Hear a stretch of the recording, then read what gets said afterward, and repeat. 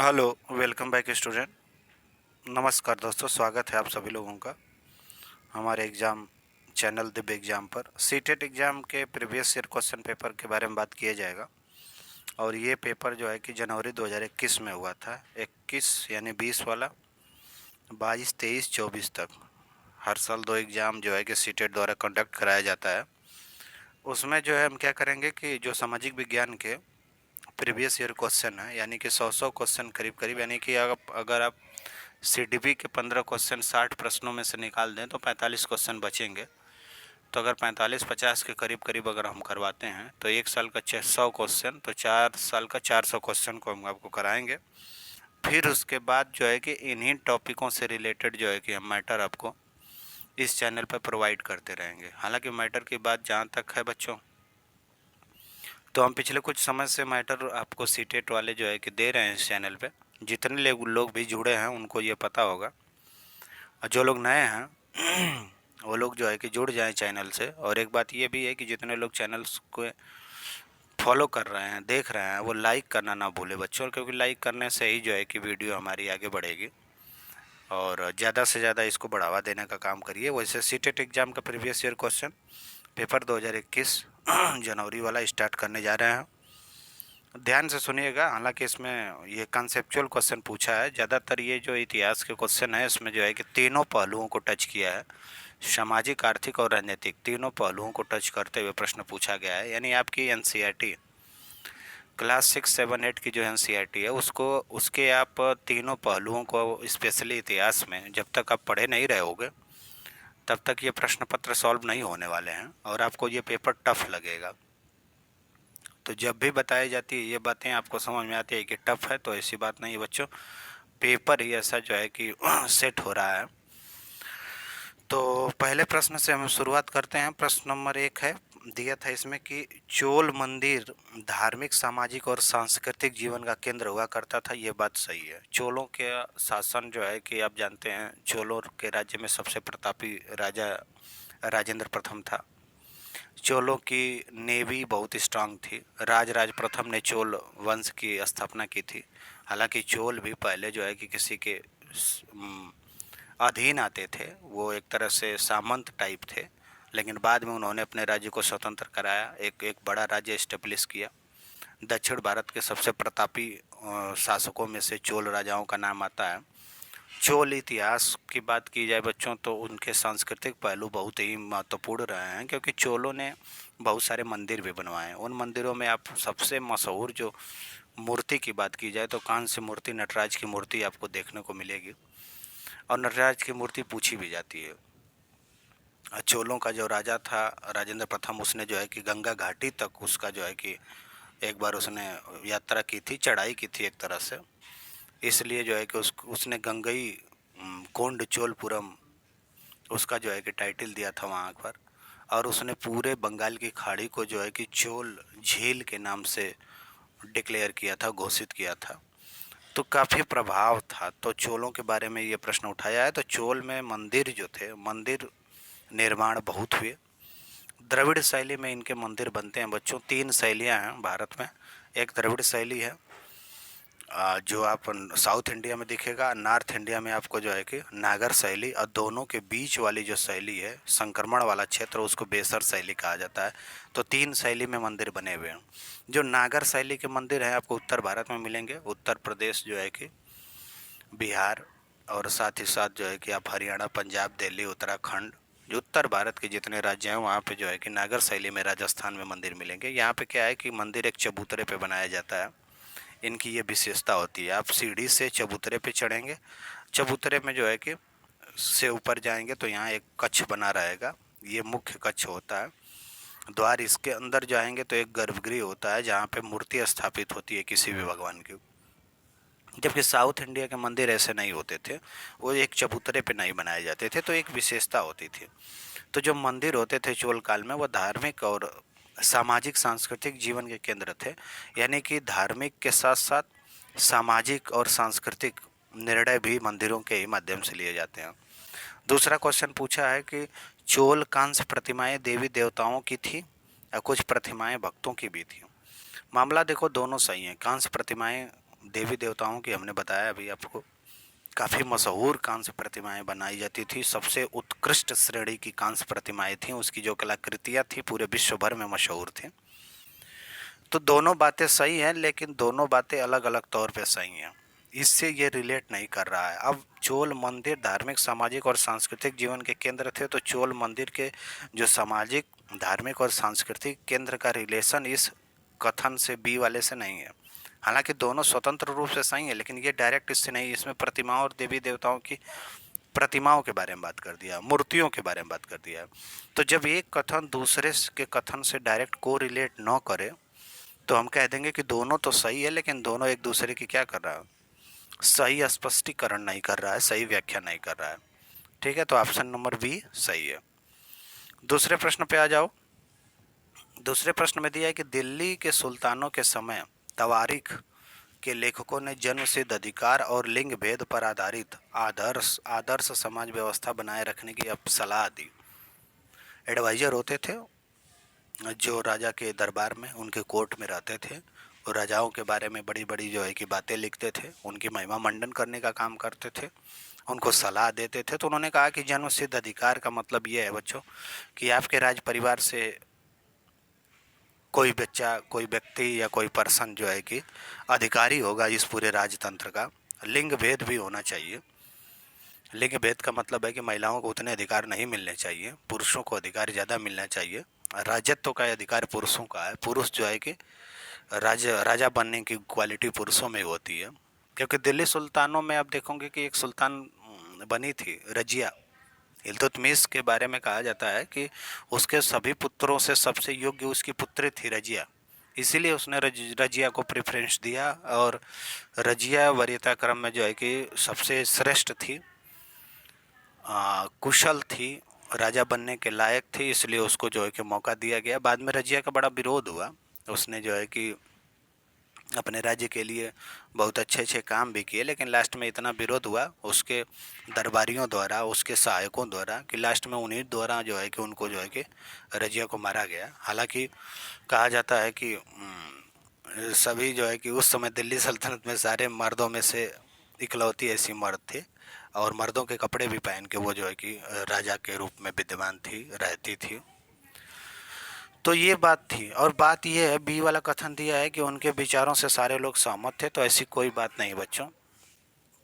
किसी के भी सलाहकार से समाज जो है कि सहमत नहीं हो सकता है, क्योंकि ये बुरी बातें थी। लिंग भेद करना बुरी बातें थी, जन्मसिद्ध अधिकार जो रखना वो भी बुरी बातें थी, तो समाज में उनके लिए बड़ी बुरी बातें मानी जाती थी। तो पहला तो सही है, लेकिन दूसरा कथन क्या है, गलत है।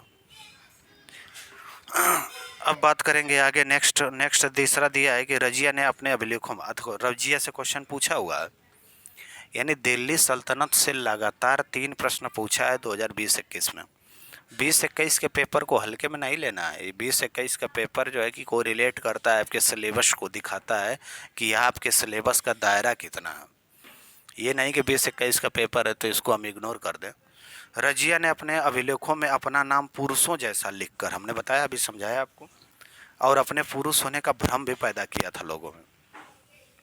कथन क्या है दूसरा, तवारीख के लेखकों ने सामाजिक तथा लिंग भेद को आधार बनाकर यह तर्क दिया कि पुरुष स्त्री की तुलना में क्या है, श्रेष्ठ हैं। अभी हमने समझाया, तवारीख के जितने लेखक थे, कोर्ट के जितने लेखक थे, उन्होंने जो है कि इस बात को कहा कि पुरुष ज़्यादा श्रेष्ठ होते हैं, उनके अंदर राजा का गुण होता है, और महिलाओं में ऐसी क्वालिटी होती नहीं है।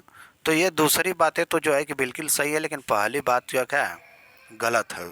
रजिया अपने अभिलेखों में नहीं किया, ऐसे अभिलेखों में उसने नहीं भ्रम पैदा किया, ऐसे भ्रम पैदा किया था, इसलिए कथन एक गलत है और दूसरा सही है। हालांकि वो भ्रम पैदा किया था, लेकिन इस बात को अभिलेखों में नहीं लिखवाया।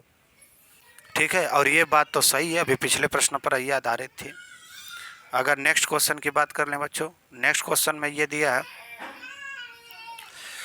कि अकबर, जहांगीर और शाहजहां ने सुलह-ए-कुल के विचार के शासन का सिद्धांत बनाया।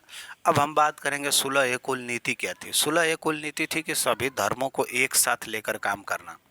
देखो, जो राजा, जिस राजा ने सभी धर्म समभाव की नीति अपनाई, चाहे वो अशोक रहा कलिंग के बाद, कलिंग के युद्ध के बाद अशोक ने इतने खून खराबे देखे बच्चों के, इसके बाद उसने अपना निर्णय चेंज कर लिया और अपना धर्म ही चेंज कर दिया।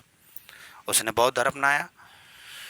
तो अशोक रहा। तो भारत के इतिहास में दो ही लोगों को महान कहा जाता है, एक अशोक को और दूसरे अकबर को। तो अकबर को क्यों कहा? इसी सुलह एक कुल नीति के कारण। उसने कहा कि सभी धर्मों के साथ हम एक समान व्यवहार रखेंगे, किसी धर्म के साथ हम भेदभाव नहीं करेंगे।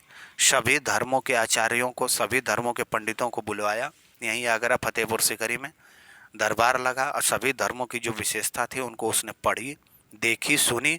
सुनने के बाद उसने एक निष्कर्ष निकाला कि भैया हम एक अलग धर्म चलाना चाहेंगे जिसका नाम था दीन इलाही।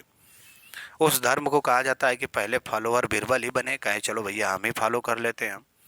तो सुलह ये कुल की नीति थी, सर्वत्र शांति। सर्वत्र शांति की जो बात थी वो अकबर ने फॉलो किया। अकबर का बेटा जहांगीर हुआ, जहांगीर ने भी इसको आगे बढ़ाया, और फिर शाहजहां ने, उसका बेटा था शाहजहां, शाहजहां ने भी इसको आगे बढ़ाया। तो ये बात तो सही है।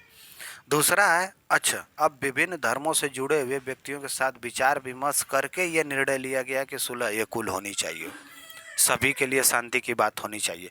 तो ये कथन इस कथन को डायरेक्ट रिलेट कर रहा है। इसलिए क्या कहेंगे हम कि ए और बी दोनों सही है, और दोनों का कारण बी जो है कि बी का कारण ए है, सॉरी ए का कारण क्या है? बी है, ए के कारण ही बी हुआ। तो इसलिए ऑप्शन नंबर ए सही है। नेक्स्ट क्वेश्चन है आपके सामने आया है कि दिल्ली के सुल्तानों और मुगलों के काल में श्रेणीबद्ध समाज ज़्यादा सरल हो गया था। ऐसी कोई बात नहीं है बच्चों, समाज सरल हुआ नहीं था। समाज में ज़्यादा सरलता हमें लगता है कि डेमोक्रेसी के बाद आती है। दिल्ली के सुल्तानों और मुगलों के शासनकाल की बात कर रहा है। दिल्ली सल्तनत और मुगल पीरियड में जो श्रेणीबद्ध समाज था वो ज़्यादा सरल नहीं था, कठिन था, क्योंकि आप जो है कि निम्न स्तर से उच्च स्तर में डायरेक्ट आप नहीं जा सकते थे। जनजातीय समाज कई असमान वर्गों में विभाजित नहीं था, जो आज तक कायम है। आज तक आपकी जो है कि बच्चों सैकड़ों जनजातीय समाज जो है कि आज भी जो है कि समान है, असमान वर्ग नहीं है। असमानता का मतलब है कि कुछ अमीर हो, कुछ गरीब हो, कुछ जातिगत आधार पर श्रेष्ठ हो, कुछ जातिगत आधार पर निम्न हो। तो ऐसी बात आज भी जनजातीय समाज में देखने को नहीं मिलती है। जनजातीय समाज एक समता मूलक समाज कहा जाता है बच्चों। समता मूलक समाज का मतलब ये है कि किसी भी प्रकार का भेदभाव नहीं है, अमीरी गरीबी का कोई मतलब नहीं है। समाज के सभी लोग समान हैं, ठीक है, सबको समान अधिकार है। जो नियम कानून है वो सब पे लागू होंगे। उनके अपने देवी देवता होते हैं जिनको वो फॉलो करते हैं। भौतिकता और विज्ञान की दुनिया से काफ़ी दूर रहने वाले लोग थे, समानता पे बल देते हैं। जबकि हमारा जो समाज है वर्तमान में, भारतीय समाज जनजातियों को छोड़ दे तो काफ़ी असमान है। आप जानते हैं आर्थिक आधार पे मात्र 5% लोगों के पास जो पैसा है वो 90% लोगों के पास धन के बराबर है। जाति आधार पर असमानता है, जनरल ओबीसी एससी एसटी। तो हमारे समाज में ज़्यादा असमानता आपको देखने को मिलेगी। जातिगत आधार पर है, सॉरी वो तो कास्ट कैटेगरी बेस्ड हमने बता दिया। तो जनजातीय समाज असमान वर्गों में विभाजित नहीं था, ये बात तो सही है आपकी, लेकिन ये बात क्या है? गलत है आपकी। ये जो मैं समझा रहा हूँ, एक्सप्लेन कर रहा हूँ, इस बातों को ध्यान देना है, इसी व्यू से, इसी माइंडसेट से आपको पढ़ना है। नेक्स्ट क्वेश्चन है कि बहादुर शाह जफर ने मुखियाओं और शासकों को चिट्ठी लिखकर अंग्रेजों से लड़ने के लिए भारतीय राज्यों का एक संघ बनाने का आह्वान किया था। किसने? बहादुर शाह जफर ने। हाँ, मुखियाओं और शासकों को चिट्ठी लिखी कि अंग्रेजों से लड़ा जा, लड़ने के लिए एक संघ हम लोग बनाए। बहादुर शाह जफर 1857 के बगावत को अपना समर्थन देने के फैसले ने स्थिति रातों रात पीड़ित बगावतियों के पक्ष में बदल दी। पीड़ित लोग कौन थे? जिसने बगावत की थी। बगावत क्यों की गई थी? क्योंकि अंग्रेजों का अत्याचार इतना ज़्यादा बढ़ गया था। क्रांति की जो आग लगी थी वो कहाँ लगी थी? बैरकपुर छावनी से, आप जानते हैं, मंगल पांडे द्वारा चर्बी के कारतूसों का यूज करने से मना करने पर अधिकारियों द्वारा परेशान किया गया। बाद में उसने जो है कि मंगल पांडे ने एक अंग्रेजी अधिकारी को गोली मार दी, हालांकि वो मरा नहीं, वो बच गया, ठीक है। अब इसके बाद आते हैं, हाँ, बचने के बाद आप जानते हैं कि 10 मई की कहानी है कि 10 मई 1857 से मेरठ से जो है कि 1857 के क्रांति की शुरुआत मानी जाती है। वहाँ पे जितने भी कैदी थे जिन्होंने मना किया था, जिसको जेलों में बंद कर दिया गया था, कैदी नहीं सैनिक थे वो भारतीय, उनको छुड़ाया गया और रातों रात लोग जो है कि अगले दिन 11 मई तक जाते जाते ये लोग दिल्ली पहुंच गए और बहादुर शाह जफर को नेता डिक्लेयर किया और कहे बहादुर शाह आपकी जो है कि नेतृत्व में हम जो है कि अंग्रेजों से लड़ाई लड़ेंगे, और युद्ध का आह्वान किया गया। लेकिन तब तक अंग्रेजी अधिकारी और उनकी सेना दिल्ली तक पहुंच चुकी थी। आमना सामना हुआ, युद्ध हुआ। युद्ध में भारतीय सैनिक जो थे, जो बगावती सैनिक थे, उनकी हार हुई। अब बहुत सारे लोगों ने अपने क्षेत्रों में अपने स्तर पर लड़ाई लड़ी। लियाकत अली को आप जानते हैं, इलाहाबाद से। रानी झांसी की रानी लक्ष्मीबाई आप जानते हैं, झांसी से लड़ी। जगदीश सिंह, आप जगदीश कुंवर जी आप ये भी जानते हैं, बिहार से। ऐसे तमाम लोगों ने जो है कि जो है कि नाना साहब की बात कर लिया जाए, तात्या टोपो की बात कर लिया जाए, बेगम हजरत महल जो आपके लखनऊ की तरफ से वहाँ से लड़ रही थी। तो ये सारे लोगों ने लड़ाई लड़ी। लेकिन दिल्ली में पहुंचने के बाद जब बहादुर शाह जफर के दोनों पुत्रों को जो है कि उनकी हत्या करवा दी गई और बहादुर शाह जफर को जो है कि रंगून भेज दिया गया। और ये कहानी का चलती है कि पूछा जाता है बहादुर शाह जफर से कि आप क्यों नहीं भागे, क्योंकि सारे लोग भाग गए थे लास्ट में। तो उनको कहना था कि भाई कोई जूता पहनाने वाला नहीं था, इसलिए हम नहीं भाग पाए। तो दोनों कथन सही हैं, ये दोनों सही हैं, और दोनों एक दूसरे से कोरिलेट भी कर रहा है। आप समझ रहे हैं, यहाँ बहादुर शाह जफर और अंग्रेज़ों से लड़ने के लिए एक संघ बनाने की बात हो रही है। यहाँ 1857 में वो एक छोटा सा संघ समझ लो तैयार भी होता है, और बगावतियों के पक्ष में, यानी कि जो भारतीय सैनिक थे जो आज़ादी चाहते थे अंग्रेज़ों से, उनके पक्ष में हवा बदली। तो दोनों बातें क्या है, सही है। अब नेक्स्ट क्वेश्चन पर आ जाएंगे। नेक्स्ट क्वेश्चन है कि औपनिवेशिक काल के दौरान महिलाएं जाति एवं सुधार के संदर्भ में, महिलाएं जातिगत ये सब सुधारों के संदर्भ में कौन सा विकल्प क्या है, गलत है। तो ईश्वर चंद्र विद्यासागर के बारे में उन्होंने विधवा विवाह का जो है कि 1856 में ईश्वर चंद्र विद्यासागर के विधवा विवाह का क्या किया, सुझाव दिया। उन्होंने कहा कि विधवाओं का विवाह होना चाहिए। समाज में ये जो है कि अति पिछड़ी, शोषित और वंचित रूप से अपना जीवन बिताती हैं, इसलिए इनका विवाह जरूरी है। ये ईश्वर चंद्र विद्यासागर के योगदानों से हुआ। तो ये तो जातिगत और महिला सुधार के लिए उन्होंने काम किया। प्रार्थना समाज ने केवल हिंदू ग्रंथों के विचार विमर्श किया, ये बातें बिल्कुल गलत है। आत्मा रंग पांडुरंग के बारे में कहा जाता है कि 1867 में इन्होंने प्रार्थना समाज की स्थापना की थी।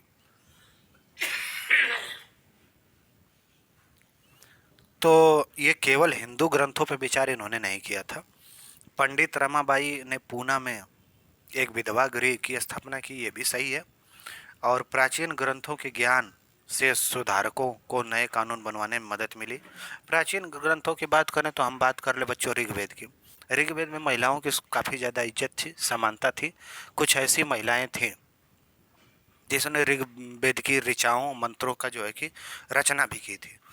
तो ये जो कथन है वो बी वाला जो है आपका वो क्या है, गलत है। नेक्स्ट क्वेश्चन है, आपसे पूछा गया है कि तेलंगाना राज्य पहले भारत के किस राज्य का हिस्सा हुआ करता था। तो आप जानते हैं आंध्र प्रदेश का हिस्सा हुआ था। 2014 में तेलंगाना एक नया राज्य बना बच्चों। इससे पहले ये आंध्र प्रदेश का हिस्सा हुआ करता था और आंध्र प्रदेश की राजधानी हैदराबाद थी। लेकिन आज तेलंगाना नया राज्य बनने के साथ ही तेलंगाना की राजधानी जो है हैदराबाद है, जबकि आंध्र प्रदेश की राजधानी अमरावती है। कहाँ है, अमरावती है। तो राज्यों के गठन के बारे में आप जानते हैं, छत्तीसगढ़, उत्तराखंड और झारखंड, ये तीनों राज्यों का गठन कब हुआ था बच्चों, 2000 में हुआ था। ठीक है। 2000 के बाद अगर कोई राज्य बना तो वो तेलंगाना राज्य था। तेलंगाना राज्य के बाद अगर कोई राज्य बना तो 2 यूटी बनी, जिसमें एक यूटी का नाम है लद्दाख और दूसरे का नाम है जम्मू कश्मीर। तो राज्यों के गठन के बारे में आप समझ लेना।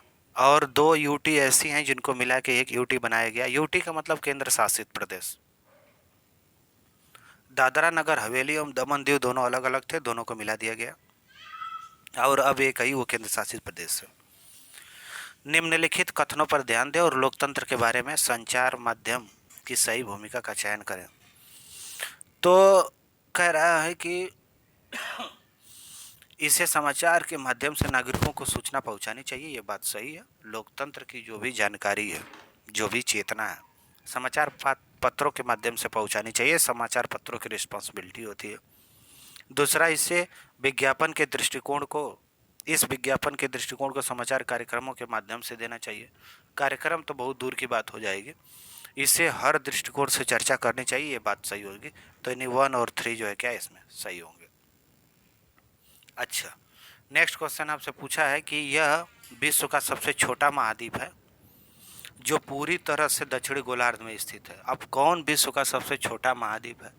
तो महाद्वीपों में कुल संख्या 7 है बच्चों, और विश्व का सबसे छोटा महाद्वीप ऑस्ट्रेलिया है। और सच में बात यह है कि यह पूरी तरह से दक्षिणी गोलार्ध में स्थित है। दक्षिणी गोलार्ध का डिवाइड कहाँ से करते हैं? ये विषुवत रेखा है बच्चों। विषुवत रेखा के उत्तर में उत्तरी गोलार्ध और इसके दक्षिण के भागों को दक्षिणी गोलार्ध कहते हैं।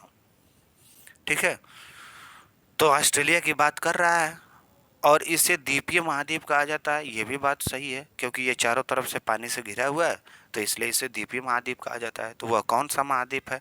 तो ऑस्ट्रेलिया महाद्वीप है। ऑस्ट्रेलिया महाद्वीप को ही द्वीपीय महाद्वीप कहा जाता है। वैसे पूरी तरह से दक्षिण गोलार्ध में तो अंटार्कटिका भी है, लेकिन इसको द्वीपीय महाद्वीप नहीं कहा जाता। अफ्रीका आपका पूरी तरह से दक्षिणी गोलार्ध में है नहीं, ये उत्तरी गोलार्ध और दक्षिणी गोलार्ध में समान रूप से बटा हुआ है। दक्षिणी अमेरिका भी बच्चों उत्तरी गोलार्ध और दक्षिणी गोलार्ध दोनों में आता है।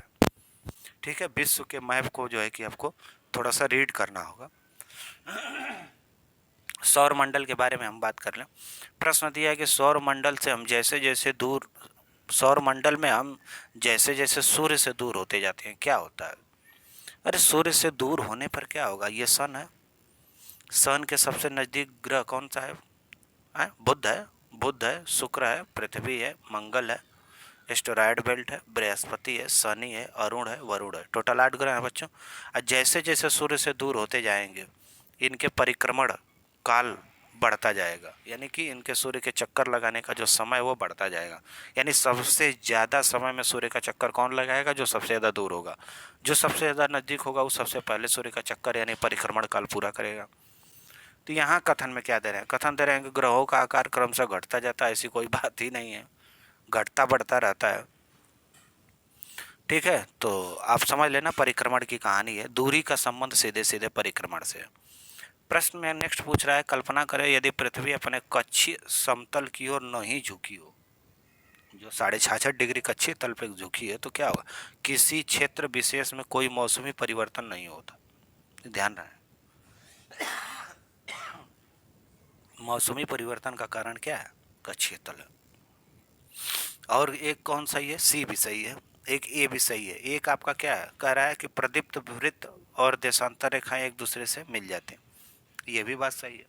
प्रदीप्त दीप का मतलब ये है बच्चों कि जो आपकी पृथ्वी है, ठीक है, वो झुकी हुई है कक्षीय तल से 7.5 तो सन के अगर यहाँ पे उत्तरी गोलार्ध में पड़ता है तो उत्तरी ध्रुव पे 6 महीने की रात होती है। अब पूरी तरह से उत्तरी ध्रुव पर ये बना रहता है, और जब ये मकर रेखा पर सीधा चमकता है तो दक्षिण ध्रुव पर 6 महीना का दिन होता है।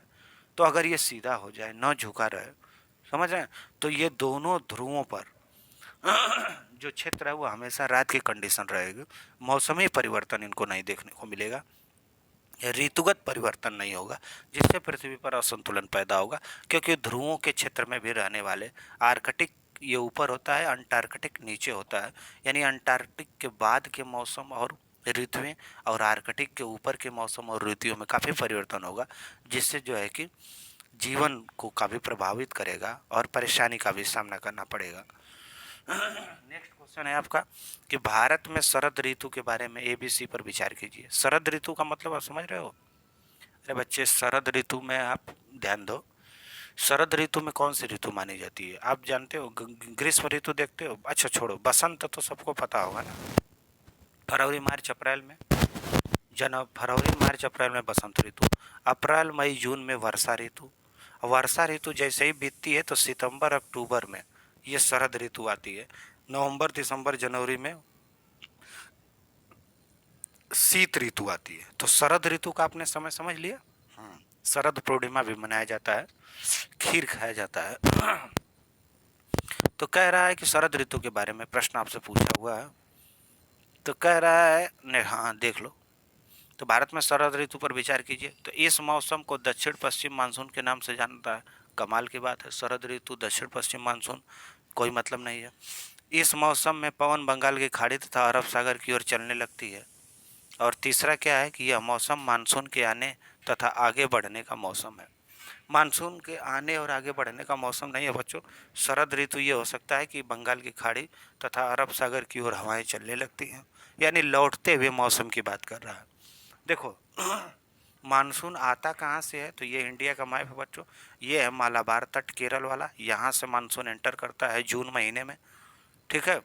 और फिर सितंबर महीने के बाद ये वापस होता है, तो पश्चिम बंगाल और अरब सागर से ये मानसून क्या होता है, वापस होता है, लौटता है। तो वापस होते समय जो लैंड यहाँ पे पड़ता है तमिलनाडु, तो तमिलनाडु में बारिश करा देती है। अरे यहाँ पे हवा पूरी तरह से सारा पानी बरसा देगी, हवा ही पानी बरसाती है, तो ये पूरी तरह से खाली हो जाएगी। फिर जब ये लौटेगी वापस होगी, क्यों लौटती है, कारण है उसका लौटने का कि आपका सन जो है बच्चों, जब यहाँ पे विषुवत रेखा पे चमकेगा, यहाँ पे जब सन हो जाएगा विषुवत रेखा पे, तो कम दाब यानी गर्मी का क्षेत्र यहाँ बनेगा। तो यहाँ जब बनने लगेगा तो यहाँ निम्न लो प्रेशर बनने लगेगा, तो सारी हवाएं इसकी तरफ भागेंगी। हवाओं का स्वभाव होता है कि हाई प्रेशर से लो प्रेशर की तरफ। यहाँ हवा शुष्क है, सारा पानी बरसा चुकी है, बाढ़ ला चुकी है उत्तर भारत में, गंगा जमुना खूब बढ़ चुकी हैं। तो जैसे ही खाली हवा यहाँ चलेगी ना, बंगाल खाड़ी में पानी मिल जाएगा। और आप व्यक्ति जो जो आदमी या जो हवा जिसके अंदर कोई पानी नहीं होता है, वो अचानक पानी पी ले, या इंसान भी अचानक जो है कि पानी पी ले, बॉडी पूरी सूखी हुई हो, तो उसको तुरंत उल्टी होती है। तो इसको भी तुरंत उल्टी होती है, और तमिलनाडु में ये दिसंबर महीने में बारिश कराती है। तो प्रश्न आपसे पूछ सकता है कि भारत का वह कौन सा राज्य है जहाँ पे जाड़ों में वर्षा होती है, तो तमिलनाडु कहेंगे, और इसका कारण मैंने आपको बता दिया है, ठीक है। नेक्स्ट क्वेश्चन की तरफ हम आते हैं। पूछ रहा है बच्चों कि निम्नलिखित में से कौन सा नदियाँ सुंदर बन डेल्टा का निर्माण करती हैं, तो कौन करती हैं, गंगा और ब्रह्मपुत्र करती हैं। नर्मदा का और तापी तो ये एस्चुरी बनाती हैं, और पश्चिम की ओर बहने वाली भारत की नदियाँ नर्मदा अमरकंटक से निकलने वाली नदी है, जानते हैं। महानदी और गोदावरी को आप ये नासिक वाले एरिया से, महानदी आप जानते हैं छत्तीसगढ़ वाले एरिया से निकल के ये दोनों बंगाल की खाड़ी में ही गिरती हैं। लेकिन डेल्टा बनाने की बात है तो सुंदरबन का डेल्टा यही दोनों नदियाँ आपको बनाती हैं। बात करेंगे वायुमंडलीय परत की पहचान करें, तो चलो परत की पहचान कर लेते हैं। अंतरिक्ष में प्रवेश करने वाले उल्का पिंड इस परत में आने से क्या करते हैं, जलने लगते हैं। तो वह कौन सी परत है जिसमें जलने लगते हैं। और दूसरा दिया है कि इस परत में बढ़ती ऊंचाई के साथ साथ तापमान घटता है। तो एक बात बताएं, दोनों में से कोई बात अगर आपको पता है, पहली बात आपको कठिन लग रही है, तो आप बताओ बच्चों, ये पृथ्वी है, ये क्षोभ मंडल है, क्षोभ मंडल के बाद ये समताप मंडल है, समताप मंडल के बाद ये क्या है आपका, मध्य मंडल है, मध्य मंडल है। मध्य मंडल के बाद जो है कि आपका ये आयन मंडल है, आयन मंडल के बाद ये बहिर्मंडल है, ये मंडल होते हैं। तो सबसे पहले तापमान घटता है क्षोभ मंडल में, ठीक है। तापमान कम होता है, यहाँ पे हम माइनस कर देते हैं। समताप मंडल में तापमान बढ़ता है, प्लस कर देते हैं। फिर मध्य मंडल में तापमान घटता है, ठीक है। फिर जो है कि आयन मंडल में तापमान बढ़ता है, इसमें तापमान बढ़ता है, फिर बढ़ते ही जाता है। ये पूरी कहानी है तापमान की, घटना बढ़ना घटना, उसके बाद बढ़ते ही जाता है, ठीक है। तो कौन सा मंडल होगा, तो मध्य मंडल होगा, जहाँ पे ऊंचाई के साथ तापमान घट रहा है। तो यही आते आते उल्का पिंड जो है क्या करने लगते हैं, जलने लगते हैं, क्योंकि ये सघन होता है, गैसों की मात्रा धीरे धीरे बढ़ने लगती है। सबसे ज़्यादा सघन आपका क्षोभ मंडल, फिर सप्ताप मंडल, फिर मध्य मंडल बच्चों। अब मध्य मंडल में यहाँ तापमान घटा, यहाँ तापमान घटा, यहाँ तापमान बढ़ा, और यहाँ तापमान क्या होता है, घटता है। तो तापमान के घटने की बात इसने बताई है, ठीक है। वहीं आके जलने लगता है। आपतन का संबंध क्या है, जो सूर्य से आने वाली ऊर्जा पृथ्वी पे पड़ती है ना, लघु तरंगों के कारण जो है कि लघु तरंग के रूप में जो है सूर्य की ऊर्जा पृथ्वी पर पहुंचती है। और जब इस पृथ्वी से टकराती है ना बच्चों, इस अर्थ से टकराती है, तो फिर दीर्घ तरंगों के रूप में वापस जाती है, ठीक है। इसीलिए कहा जाता है कि आप कार में बैठे हों तो सारे शीशा, कार के जो साइड शीशा है उसको आप बंद करके बैठे हो, तो लघु तरंग के रूप में आएगी तो ये एंटर कर जाएगी। और जब निकलना होगा दीर्घ तरंग के रूप में, तो ये फंस जाएगी। बड़ी तरंगें आसानी से नहीं निकल पाएंगे सूर्य की, इसलिए इस कार के अंदर बहुत ज़्यादा गर्मी हो जाएगी। गर्मी की वजह से अगर कोई बच्चा आप भूल के बंद कर दिए हो तो मर भी सकता है, बड़े इंसान भी मर सकते हैं। ग्लोबल वार्मिंग इफेक्ट पैदा ग्रीन हाउस इफेक्ट पैदा कर देगा, समझ रहे हैं। तो ये बात है। तो सूर्य की ऊर्जा के साथ का संबंध है आपतन का, सूर्य की ऊर्जा के संबंध, जो सूर्य की ऊर्जा आती है उसी का संबंध है, आई हुई ऊर्जा को आपतन के संदर्भ में देखा जाता है। नेक्स्ट क्वेश्चन आपके सामने ये है कि हाँ, इसको थोड़ा छोटा कर लेते हैं।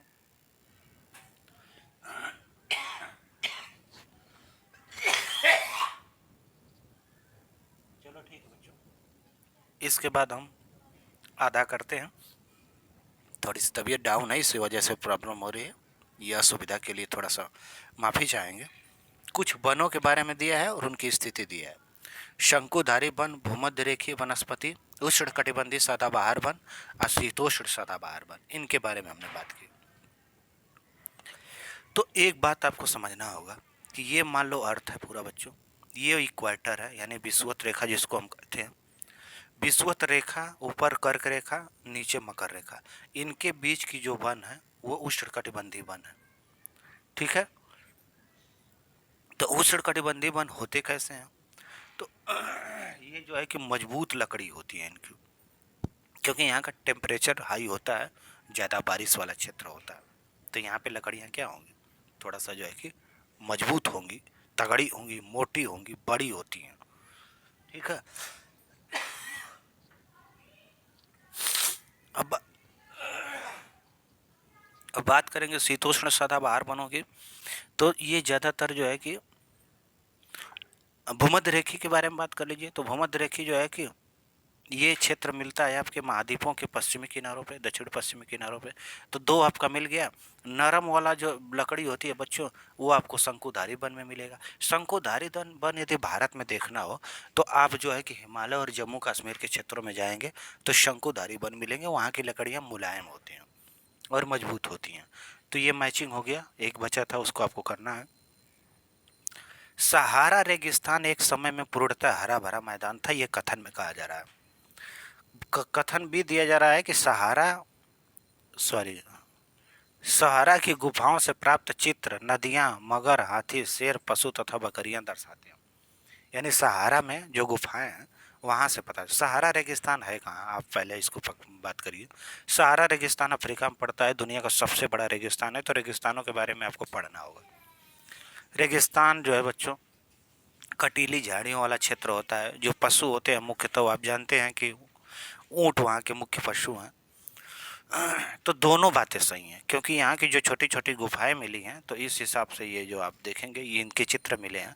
तो ये सहारा जो है कि पहले जो है क्या था, हरा भरा मैदान था, लेकिन जलवायु परिवर्तन के कारण बच्चों आज वो जो है कि क्या है, डेजर्ट बना हुआ है। डॉल्फिन के बारे में दिया गया है कि ABC विचार करिए। तो पहला दिया है कि गंगा और ब्रह्मपुत्र नदी के अलवणीय जल में डॉल्फिन पाई जाती है। ये बातें बिल्कुल सही है। डॉल्फिन को जो है कि बच्चों हम लोग स्थानीय भाषा में सूसू या सोइस भी कहते हैं। तो ये मीठे जल में रहने वाली जो है कि मछली है। और डॉल्फिन जिस पानी में है, इसका मतलब आप समझ लो ना बच्चों कि वहाँ का जो है कि प्रदूषण लेवल काफ़ी कम है, यानी वहाँ पे साफ पानी है। दूसरा दिया कि डॉल्फिन अभ्यारण्य बिहार राज्य में अवस्थित है, तो बनाया गया है। ये बातें सही है।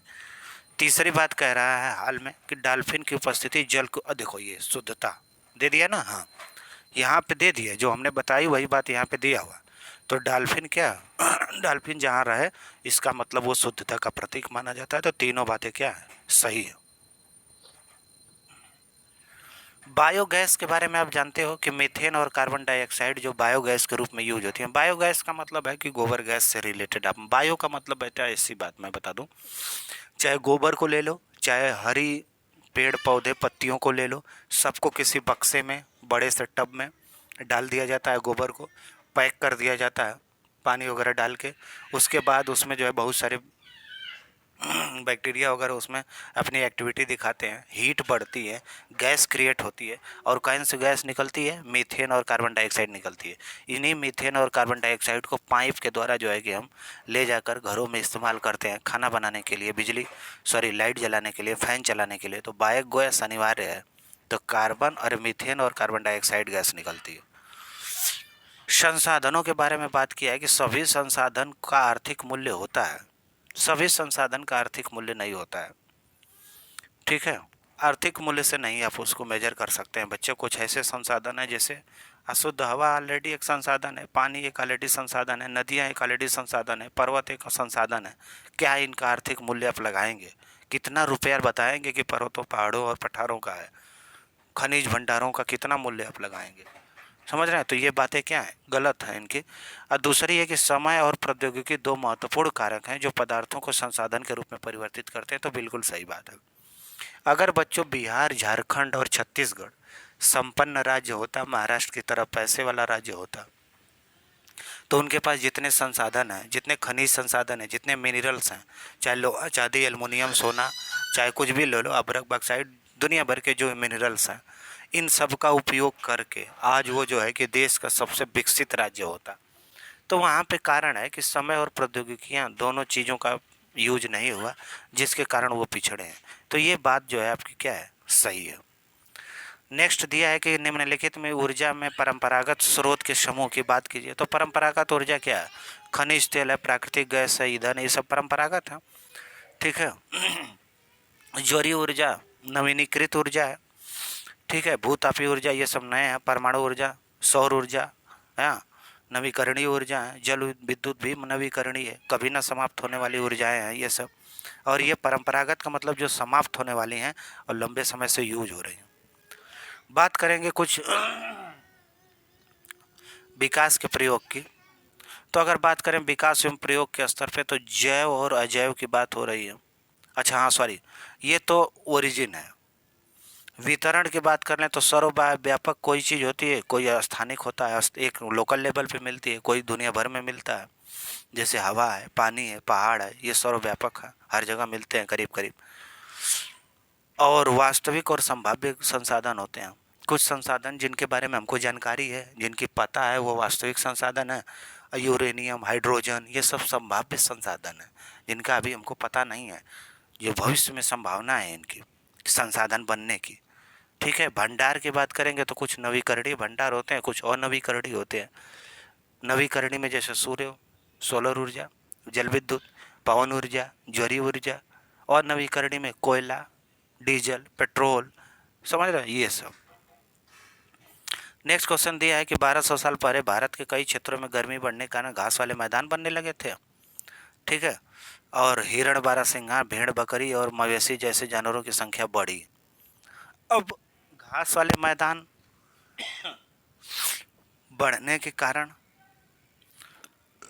देखो इसमें दिया है कि ए और बी दोनों सही है, किंतु ए का कारण बी नहीं है। घास वाले मैदान 1200 साल कह रहे हैं पहले बढ़े, 12,000 साल पहले बढ़े। 12,000 साल के बारे में हम बताते हैं बच्चों, नवपाषाण काल में यूज किया जाता है। और उनके बढ़ने के कारण ये सारी चीज़ें बढ़ी, ये दोनों बातें सही हैं। ठीक है। पूरा स्थलों के संदर्भ में विचार करिए। तो पूरा स्थलों के बारे में कहा जा रहा है कि वह स्थान जहाँ पे वस्तुओं के अवशेष मिले उनको पूरा स्थल, पूरा तत्व स्थल। जैसे आप हड़प्पा वगैरह के बारे में देखते हैं, भीमबेटका के बारे में देखते हैं। ठीक है। और तमाम स्थान है दुनिया में जहाँ पे जो है कि पूरा स्थल मिले हैं, हमारे प्राचीन मानव के जो है कि अवशेष मिले हैं, मानव की विभिन्न क्रियाओं के अवशेष मिले हैं, फसलों के अवशेष मिले हैं, जानवरों के अवशेष मिले हैं, उनको पूरा स्थल कहा जाता है। तो ये बात तो सही है। ये केवल जमीन के अंदर ही पाए जाते हैं ऐसी कोई बात नहीं है, पूरा स्थल जमीन के ऊपर भी पाए गए हैं। ये समुद्र और नदी के तल में कभी नहीं पाए गए तो ऐसी कोई बात नहीं है। बेलन नदी घाटी में आप देखेंगे, कुल्डी हवाओं वाले क्षेत्र में, तो ये ऐसी बात नहीं है। तो पहला कथन आपका क्या है, केवल जो है ए सही है, बाकी सब क्या है बच्चों, गलत है। हड़प्पा सभ्यता के लोग क्या बनाते थे? तो हड़प्पा सभ्यता के लोग जो है कि पत्थरों की मोहर बनती थी, इसमें कोई डाउट नहीं है। और सोने के बर्तन, अच्छा सोने के बर्तन की हम बात करें, लोहा तो था ही नहीं, काम खत्म कर लीजिए। हाँ, पीले रंग का कोई डिजाइन नहीं था, चित्र धूसर था, काले धूसर का यूज होता था। ठीक है। तो ए और डी को आप सही मानेंगे क्योंकि ऑप्शन के हिसाब से देखो ए और डी ही ऑप्शन सही है।